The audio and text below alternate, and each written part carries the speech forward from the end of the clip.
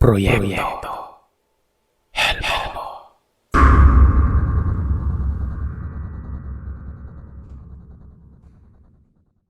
Narinig niyo ba yon? Nagtanungan sila. Para umanong hinahabol ang babae nun. Pabalik-balik, umiiyak at humihingi ng saklolo sa bahay ng matanda. Bagamat katakatakang hindi ito pinapansin ng matanda, ay tila ba nag-aalala sila, lalo na yung tunog ng pagmamakaawa. Nalimutan nila ang paalala ni Aling Loida na wag bubuksan ang bintana nun. Unang tumayo si nanay at sinabihan sila tatay na kailangan ng babae ng tulong. Binuksan nito ang bintana at sa may baba, sa labas ng tarangkahan o lote ni Aling Loida, ay merong nakatayong babae. Napakaputi umano nito na parang diwata. Nakatitig sa kanila na tila nagmamakaawa nun. "Tulungan natin?" sabi ni nanay. Mabilisan lang naman umano ang baba nila. Pagkabukas ng pintuan ay papasukin lamang nila yung babae at ayon ay magiging ligtas na ito. Kabado man si Remar ay wala itong nagawa kundi samahan si tatay na tulungan ng babaeng yon. Tatakbo na sana sila pababa ng hagdan nang bigla na lamang silang napahinto. Paano ba naman? Sa ibaba ng hagdanan ay merong nakatayong malaking asong nagtatayuan ang mga manipis na balahibo. Nakatitig ito sa kanila.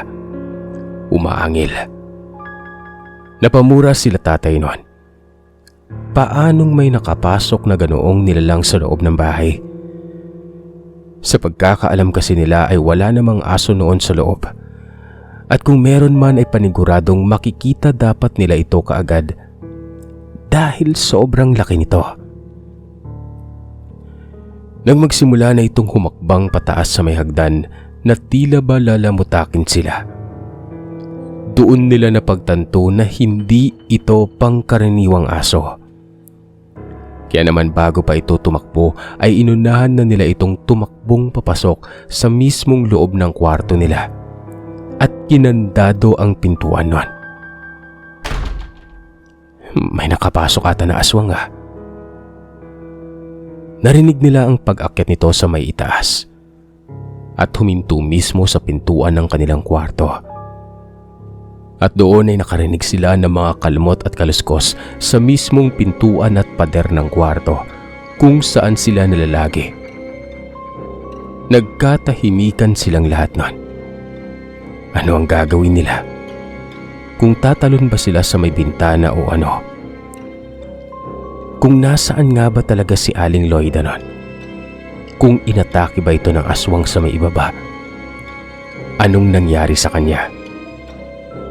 Maya-maya pa ay bumigat ang kaluskusan sa may pinto ng kwarto nun. Nagsisisigaw na si Remar at tinatawag na ata umano ang lahat ng santo.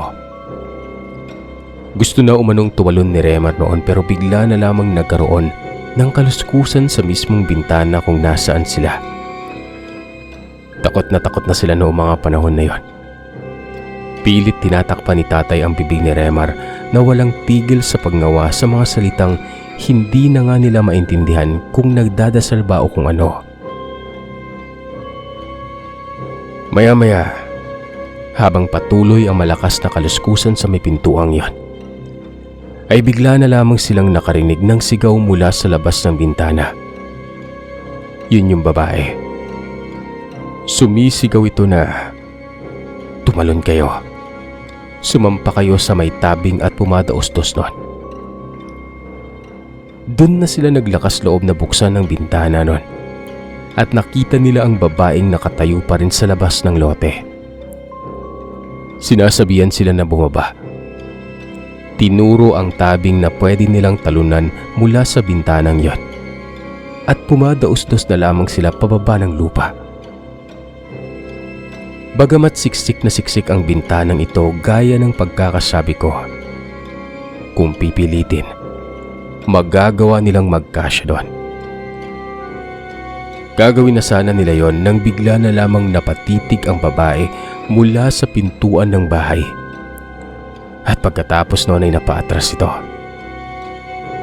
Hindi man nila kita mula sa itaas pero narinig nila ang boses ni Aling Loida na sinisigawan ng babae. "Umalis kayo dito. Lumayas kayo dito. Akin na mga ito. Huwag niyong papakialaman ng mga ito." Doon na pagtanto ng mga magulang ko na hindi din normal na tao ang babaeng yon. Dahil pagkatapos ng sigaw ni Aling Loida, ay bigla na lamang tumingala itong babae at tumitig sa kanila. Sa mga oras na yun ay nangungulubot na ang mukha nito. Nangingitim na namumula ang balat, samantalang ang mga mata nito ay hindi mo maintindihan kung nangingitim o namumula. Sumigaw si Aling Loida sa kanila, "Isara niyo ang bintana. Ikandado niyo." Pero bago pa man nila gawin yon, ay bigla na lamang humiyaw ang babaeng nasa labas ng lote sa ibaba. At walang ano-ano ay bumulusok ito paitaas. At pagkakuhay, tila ba naging isa itong malaking paniki palapit sa bintanang yon. Napaatras silang lahat noon nang tumambad itong nagpapagaspas ng pakpak niya sa harapan nila mismo. Mukha pa rin itong tao na may buhok na mas nakakatakot nga lang ang mga mata at bibig. Pero ang balikat nito ay may malapaniking pakpak. Sigawan, hiyawan. Hindi nila malaman ang gagawin pero hanggang doon lamang ang lumilipad na nilalang na yon.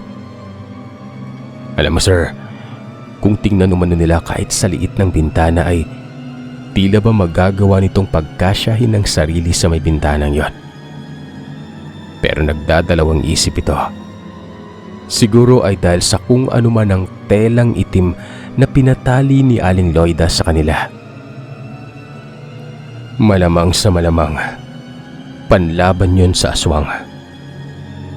Pilit umanong pinapasok ng nilalang ang ulo nito sa bintana. Samantalang ang bibig nito ay lumalabas ang mahabang dilang walang tigil sa paglabas ng malapot na laway.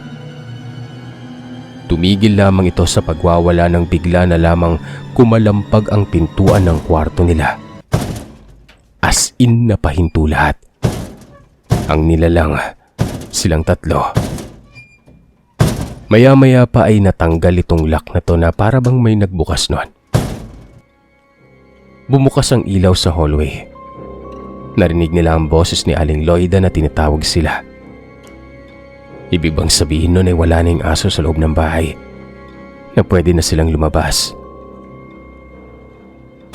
Pagkapasok ni Aling Loida dala ang susi, ay umatras ang lumilipad na nilalang mula sa bintana. At habang papalapit sa kanya ang matanda, ay sumisigaw ito ng, "Tatandaan ko yung mukha mong hayop ka. Ikaw ang uunahin kong patay gutom kang aswang ka." Sabay sinara na niya ang bintana nun. Tumingin sa kanila si Aling Loida at sinabing, namatay na yung siganyong goma, kaya nagagawa na nilang bumisita nun. At ito pa Sir Seth, tumingala si Aling Loida sa may bubungan. Nagparinig ito ng umalis na kayo. Gising na ako. Bigla umanong may nagkalasang mga yabag mula sa bubong na tila ba maraming mga taong naroroon. Grabe ang pawis nila nanay. Si Remar ay akala mo umano ginahasa ng may masmasan. Matapos ang purong katahimikan ay sinabihan sila ni Aling Loida na manatili na lamang sa loob ng kwarto. At sa huling pagkakataon ay wag na wag nilang bubuksan ang bintana nun. Dahil kapag naulit pa ang senaryo noong gabing yon, ay hahayaan na lamang niyang lapain ang mga ito ng mga nilalang na yon. Sabay sinara na ng matanda ang pintuan. Wag na umano silang mag-alala. Dahil hanggat tahimik sila ay hindi na pansamantalang babalik ang mga yon. Pero dahil nga sa hindi mapakali ang tatlo, ay nagpasya silang bumaba na lamang. Dun sila namalagi sa may kusina. Pinagtimpla sila ni Aling Loida ng tsokolate at habang nag-iinom sila, pinagkwento nila si Aling Loida sa kung bakit merong ganun sa lugar nila. Ayon sa kwento ng matanda, bata pa lamang umano siya ay laganap na ang ganitong mga aswang sa lugar. Sa totoo lamang ay maraming nakakaalam patungkol dito, kaya naman nagtataka si Aling Loida noon kung bakit hindi alam ng mga magulang ko ang panganib ng lugar kapag walang mga pasahero na pumupunta sa pier. Dati umano ay tahimik na komunidad ang lugar. Maraming mga nakatirang normal na tao. Pero nang magkaroon ng hawaan noon ay unti-unti nang dumami ang mga ganong nilalang sa lugar. At ang malala, sila pa mismo ang nag-aaway sa kadahilan ng bihira lamang silang makapangbiktima ng mga tao noon. Sa katunayan, kung tatahakin pa umano ang isang maliit na daanan na lakaran na palayo na sa pantalan, ay merong isang baryo doon kung saan magkakamag-anak ang mga aswang. Ang ibang mga tao na doon dapat nakatira dati ay nagsilikas noon at nagsilipat na rin ng iba't ibang lugar dahil sa takot na mahawaan. Ang iba namang mga matatapang ay nanatili doon. May mga pangontra sa kani-kanilang bahay. Ang nakakamangha lamang umano sa mga nilalang na ito o mga angkan na may mga dugo na nahawaan ng pagkaaswang ay hindi sila nang bibiktima sa mismong lugar kung nasaan sila. Pero syempre, bawal ka ding magpalipas ng gabi. Kaya naman nanatili umanong ligtas sa mga nakatira doon kahit papano. Kapag umano dadating na ang barko at paparating na rin ang mga normal na tao sa lugar, magiging kapansin-pansin umano ang biglang pagbabago ng pantalan at pier na parang walang tinatagong sikreto. Parang maayos ang lahat at walang nangyayaring hindi maganda sa lugar. Magtiis-tiis na lamang umano sila nanay kung talagang ang habol nila ay ang sumakay papunta sa kabilang isla. Wala din naman umano silang magagawa sa pagkakataon na yon sa kadahilan ng mahihirapan na silang makauwi. Pwede naman umano silang umalis kinabukasan o kapag maliwanag na, pero hindi sila makakasigurado na hindi sila masusundan ng mga nilalang na yon. Malawak din ang isla kung saan sila naroroon. Kaya matatagalan din sila bago makarating sa kabilang pier. Inabutan na sila ng liwanag sa pakikipag-usap nun. Tumilaok ng manok. Isang araw na lamang, makakalarga na sila. Kailangan nilang isiping mabuti ang desisyon nila. Malamang tulog, noong araw na yun ay umidlip lamang sila ng konti at noong tanghaling tapat, kung saan mataas at tirik ang araw, ay nagpaalam sila kay Aling Loida. Ang balak ng mga ito ay pumunta ng bayan nun. Mga isang oras din kung makikisakay sila sa kalsadang nasa labas ng pier. Ang naisip nila tatay noon ay mamili ng mga pangontra sa aswang. Itatago at ilalagay nila ito sa mga bitbiti nila at itatabi sa kanilang higaan. Napansin kasi nila tatay na walang gaanong mga rekado sa kusina ni Aling Loida. Walang bawang, luya o maging asin ay kokonti na lamang. Parang sapat lamang sa bawat lutuin at bawat bisita ang meron siyang mga rekados nun. Kaya naman bumili sila ng maraming bawang, luya at asin. Hindi din naiiba noon ang mga patalim na gawa sa may tanso na sinasabi din umano na panlaban sa mga aswang. Habang namimili sila ng patalim na yon, parang biniro pa sila ng tendero ng patalim na parang pupunta sila sa giyera sa mga aswang. Doon ay sinabi ng mga magulang ko na oo, gawa ng mananatili sila sa pier at nakaranas nga sila ng mga aswang doon. Doon na nagbago ang mukha ng nakangiting tendero. Mula sa pagngiti ay kumunot ito. At nasabi nga niyang bakit doon sila namalagi. Alam mo man o halos ng taga roon kung anong meron sa pier na yon. Kaya naman kung meron mang mga manunuluyan sa bahay paupahan, ay ilang oras lamang ang nilalagi bago dumaong o dumating ang barko para umalis. Walang nagpapagabi sa pier o sa pantalan na ito. Kinausap pa sila ng tindero na wag na munang bumalik at ipagpabukas na lamang ang pagpunta. Yun nga lang, naroroon ang gamit nila nanay. At isa pa, kahit na nagtitinda ng patalim pangontra masasamang nilalang ang tindero sa bayan, ay wala na silang tiwala sa mga tao sa paligid nila doon, sa isla na yon. At ang tanging mapagkakatiwalaan na lamang nila, si Aling Loida. Napatayo pa umano ang matandang nagpakilalang Elmer at pinilit silang pigilan pero parang natakot silang lalo dahilan para magmadali na lamang silang umalis nun at bumalik sa kanilang tinutuluyan. Pagkarating nila sa kanilang tinutuluyan, wala si Aling Loida. Kaya naman umakyat na sila para itabi ang kanilang mga pinamili. Saglit na nagmamadaling maligo sa palikuran kung saan may poso, gawa ng takot silang maabutan ng hapon. Alam niyo naman yung nangyayari, di ba?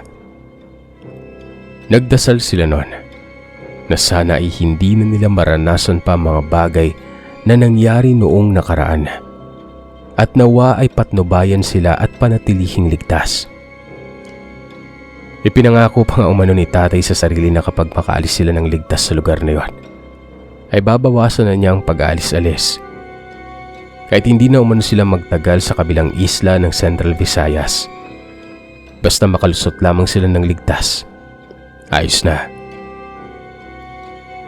Maya-maya pa ay dumating si Aling Loida. Meron itong kasamang 2 lalaki at 1 babae.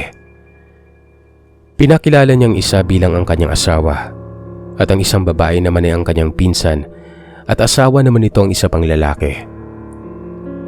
Ngiting-ngiti umano ang mga ito. Anya ni Aling Loida ay magpapabukas din kasi sila sa kabilang isla at sasakay din umano sila sa barko. Mas maiging naroroon ang mga ito para na rin mas mapanatag umano ang loob nila nanay na meron silang kasama noon. Nanatili sila sa loob. Dala na rin siguro ng pagod at antok. Nakatulog sila. Baka siguro bandang 4:00 o pasado nang makarinig sila ng mga pukpok sa labas. Nang silipin nila ay hindi na nila mabuksan ang bintana noon. Dali-dali naman silang bumaba at nakita nilang sinasaraduhang maigi ng 2 lalaking kasama ni Aling Loida ang mga bintana sa may taas. Pagkatapos at pagkababa nila ay nagyaya ang mga ito na magmerienda. Ayon sa kanila, maigi na umanong maisara yon at mapakuan para makasiguradong walang makakapasok. Ganun talaga umano ang mga aswang sa lugar na yon. Kapag nagkakaroon ng pagkakataon na makapangbiktima, hindi lamang nila kukunin ang pagkakataon na yon. Mag-aagawan pa ang mga ito.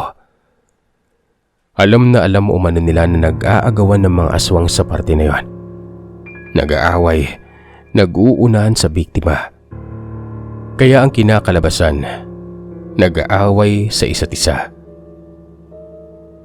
Hindi katulad ng ibang mga aswang na gumagawa pa ng pugad para lamang makapangbiktima ng magkakasama at nagtutulungan. Noong gabi na yon, sinabihan sila ni Aling Loida na maghapunan na. Maagang maghapunan, nang maagang makapagpahinga. Sila lamang ang kumakain. Wala si Aling Loida at ang mga kaanak niya. Nasa kwarto siguro sa unang palapag. Ayon kila nanay, napakatahimik ng gabi na yon. Walang gulo, walang ingay na mga kung ano o sinong nilalang sa may labas. Pero ewan, ayon sa kanilang tatlo ay kahit na nakakaramdam sila ng katahimikan sa loob, alam mo yung andun ang pakiramdam na hindi sila ligtas. Maya-maya pa, andun na. Umalingasaw ang malansang amoy. Kasabay noon ay mga yabag sa hagdan pataas. May naririnig silang papalapit nun. Kumatok. Boses ni Aling Loida. Sasagot sana si Remar noon pero pinigilan siya nila tatay. Hindi nila maintindihan pero para bang may nag-uudyok sa kanila na huwag sumagot. Tulog na kayo? Tanong niya. Hindi pa rin sila sumagot.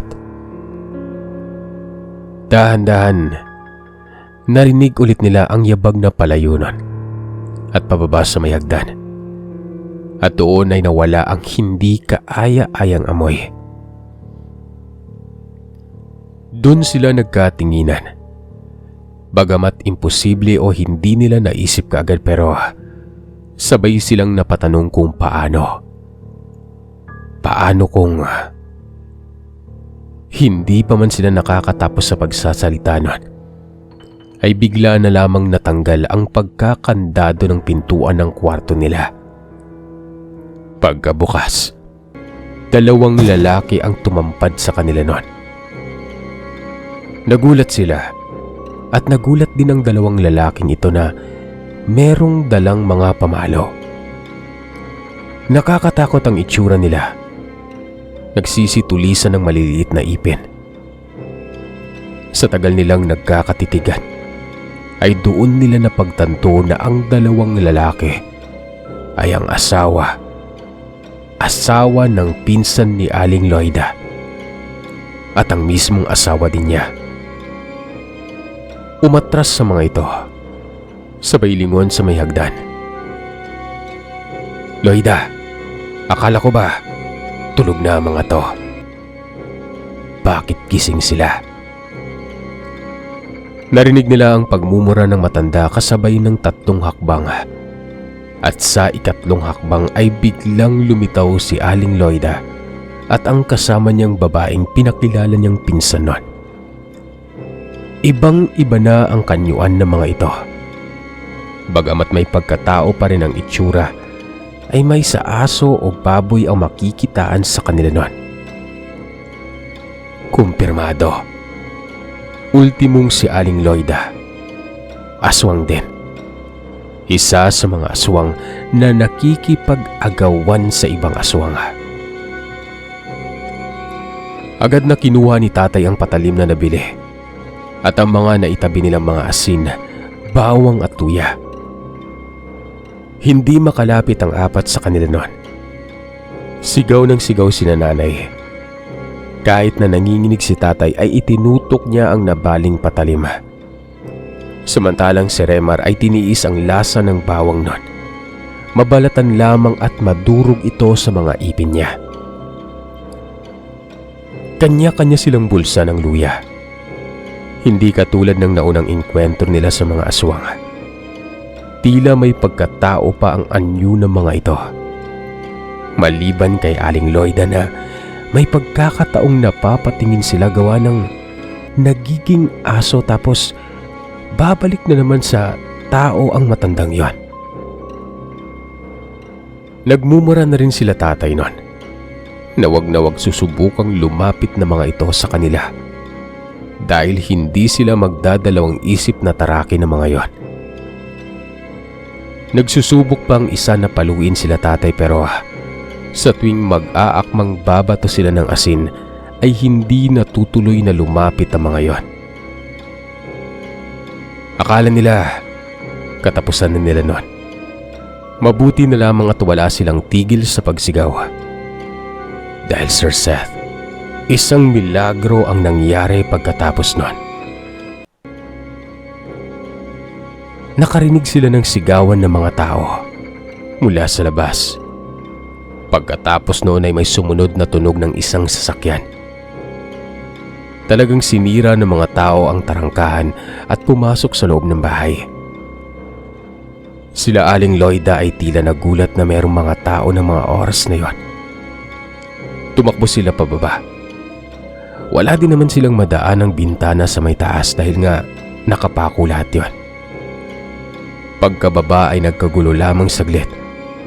Pagkatapos ay umakyat na sa taas ang mga taong may dalang apoy. May dalang mga itak. Sa unahan nila ay yung lalaking tendero na si Elmer nun. Yung binilan nila ng patalim na tanso.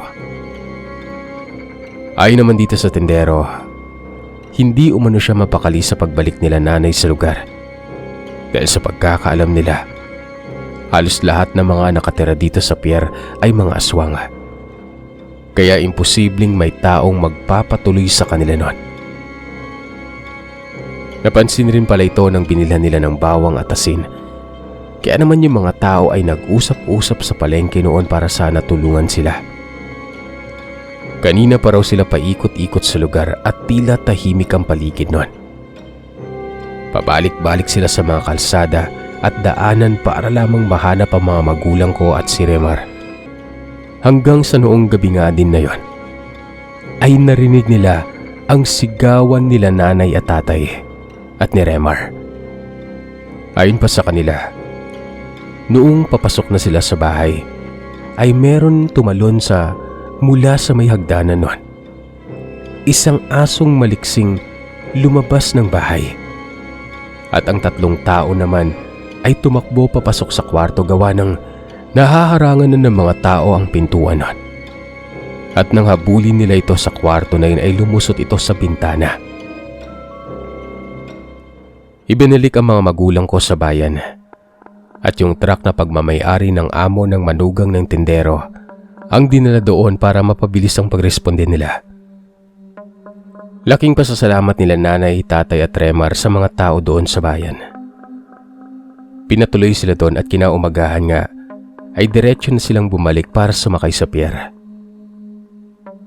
Nakalipat naman sila sa kabilang isla pero nang makauwi na sila sa kanilang bahay, umabot pa ng ilang taon bago sila nagsimulang maglagalag ulit.